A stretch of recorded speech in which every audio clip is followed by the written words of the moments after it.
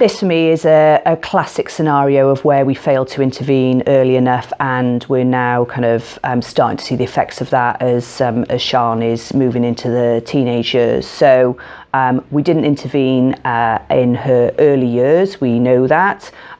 We've also seemingly missed opportunities to intervene where there's a new partner and there's domestic abuse happening. So one of the things I'd be questioning is, okay, so we know that there's domestic abuse happening, we know that the police are responding there, who's that information being shared with? It's possibly not being shared with anyone if it's below a certain risk threshold. Certainly it wouldn't be shared with Sian's school teachers, so Sian could be turning up to school tomorrow after witnessing this violent incident last night, and the school teachers would know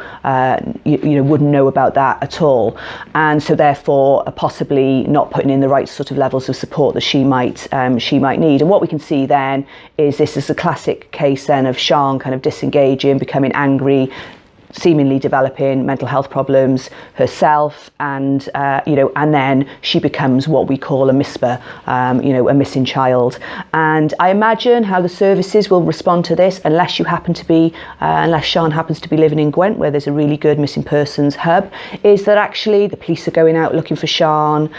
maybe social services are looking for Sian, and Sian is not engaging with any of them, and we spend all of this resources, and there's probably case conferences and a whole range of things, but actually, who is actually speaking to Sian, working with her directly,